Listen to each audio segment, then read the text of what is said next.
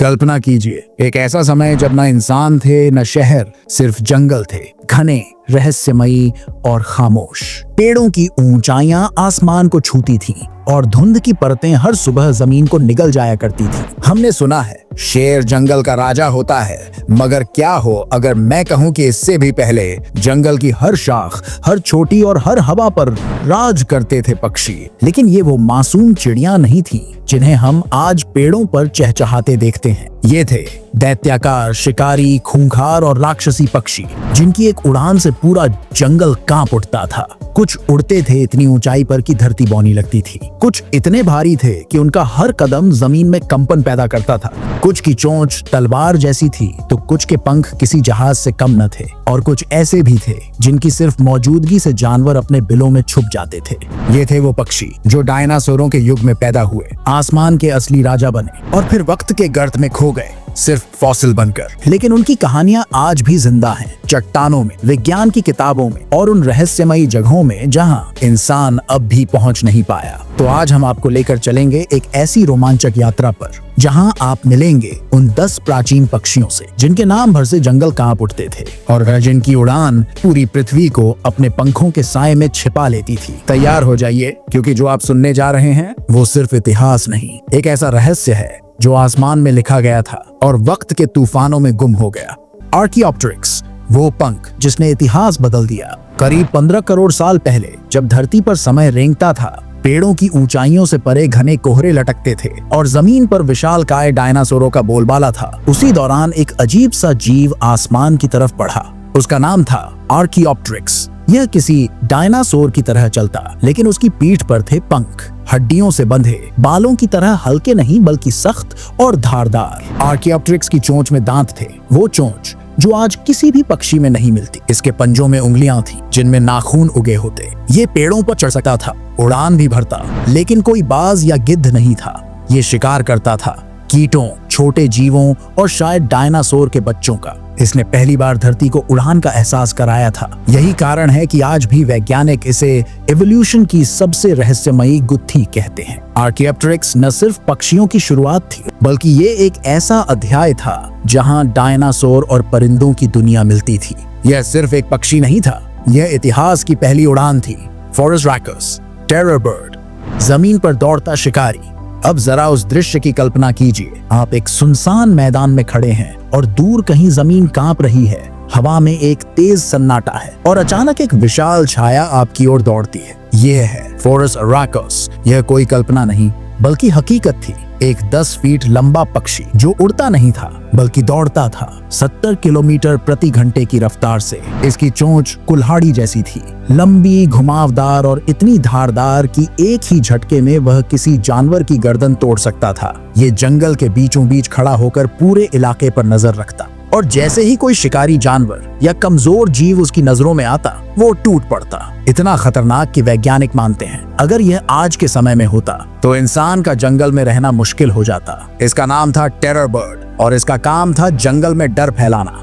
गैस्टोर्निस, चुपचाप मौत देने वाला शिकारी। बहुत से शिकारी दहाड़ते हैं, गरजते हैं, लेकिन कुछ ऐसे होते हैं जो बिना आवाज किए मौत बनकर आते हैं। ऐसा ही एक नाम था गैस्टोर्निस। इसके चलने की आवाज कम थी लेकिन उपस्थिति भारी। गैस्टोर्निस की खासियत थी इसकी चुप्पी। ये अपने शिकार के आसपास मंडराता बिना कोई शोर किए, और अचानक एक झपट्टा। विज्ञान आज भी तय नहीं कर पाया है कि ये पूरी तरह मांसाहारी था या नहीं, लेकिन इसकी संरचना, इसकी चोंच और ताकत को देखकर यही लगता है कि यह कभी भी किसी छोटे स्तनपाई को दबोच सकता था। इसके जबड़े की पकड़ इतनी मजबूत थी कि एक बार में हड्डियां चटक जाएं। और उस दौर में जब शिकारी कम और शिकार ज्यादा थे, गैस्टोर्निस जंगल का साइलेंट किलर था। न दहाड़, न उड़ान, बस एक सटीक वार। आज ये विलुप्त हो चुका है, लेकिन इसके फॉसिल आज भी हमें उसकी ताकत की गवाही देते हैं। मोआ, जंगल का विशाल लेकिन शांत रक्षक। न्यूजीलैंड के पहाड़ों और झीलों के पास जब कोहरा फैलता था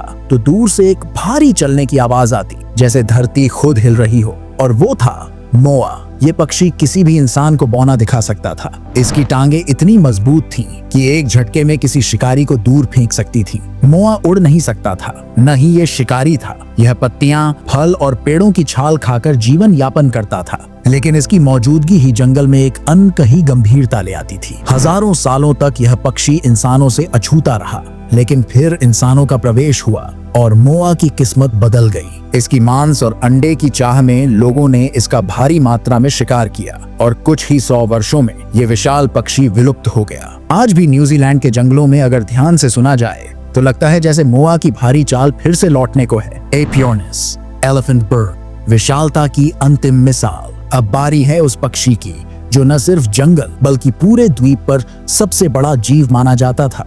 एपियोर्निस, जिसे एलिफेंट बर्ड भी कहा गया। ये मेडागास्कर का निवासी था और इतना विशाल कि इसका वजन 500 किलो तक जाता था, यानी एक छोटे हाथी जितना। इसके अंडे इतने बड़े होते थे कि उनमें से 7 से 8 लोग आराम से खाना बना सकते थे।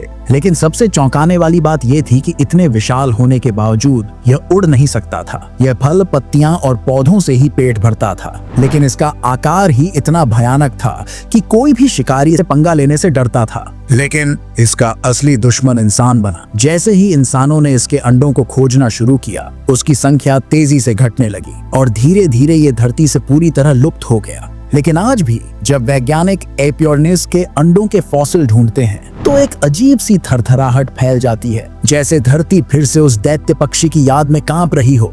ये ऐसे पंखधारी शिकारी और दिग्गज थे जिनकी कहानियां आज भी वैज्ञानिकों और इतिहासकारों के लिए रहस्य बनी हुई हैं। पेलागोर्निस, आसमान का दानव। आज का अल्बाट्रॉस या बाज बहुत विशाल लगता है, लेकिन अगर आपने पेलागोर्निस को देखा होता तो शायद डर के मारे आसमान की तरफ देखना ही छोड़ देते। करीब 4 से 5 करोड़ साल पहले ये विशाल पक्षी आसमान में ऐसे उड़ता था जैसे कोई छोटा जहाज। इसके पंखों का फैलाव था लगभग 7 मीटर, यानी एक मिनी बस जितना चौड़ा। लेकिन सिर्फ पंख ही नहीं, इसकी चोंच की बनावट किसी डरावने जीव की तरह थी। पेलागोर्निस की चोंच में थे दांत जैसे प्रोजेक्शंस, जिन्हें प्सूडोटीथ कहा जाता है। ये अपने शिकार, मछलियां, स्क्विड और समुद्री जीवों को उड़ते हुए पकड़ता था और तेजी से फिर से आसमान में लोप हो जाता। वैज्ञानिकों के अनुसार ये पक्षी दुनिया के सबसे कुशल ग्लाइडर, लंबी दूरी तक बिना पंख फड़फड़ाए उड़ने वाला में से एक था। जब ये उड़ता था तो नीचे के समुद्री जीवों के लिए वह मौत की छाया बन जाता। पेलागोर्निस आज भी पक्षियों की उड़ान की सीमा को परिभाषित करता है। टेराटोर्निस, अमेरिका का उड़ता शिकारी। क्या आपने कभी सोचा है कि अगर आज से हजारों साल पहले आप अमेरिका के किसी ऊंचे पठार पर खड़े होते तो आपके ऊपर कौन राज करता? वहां उड़ रहा होता टेराटोर्निस, एक ऐसा विशाल पक्षी जो बाज और गिद्ध का मिला जुला रूप लगता था। इसके पंखों का फैलाव था लगभग 3.5 मीटर और वजन 15 किलो तक। पर असली खासियत थी इसकी आंखें, तेज, शिकारी, हर हरकत पर नजर रखने वाली। टेराटोर्निस ऊंचाई से शिकार करता था। खरगोश, सांप, छिपकलियां और छोटे स्तनधारी उसकी मुख्य खुराक थे। उसके पंजे इतने मजबूत थे कि वो किसी लोमड़ी जैसे जानवर को भी हवा में उठा सकता था। इसकी उड़ान इतनी स्थिर थी कि ये घंटों आसमान में मंडरा सकता था, बिना थके, बिना उतरे। अमेरिका के प्राचीन गुफा चित्रों में इसके समान आकृतियां मिली हैं, जो बताती हैं कि इंसान इसे आसमान का देवता मानते थे।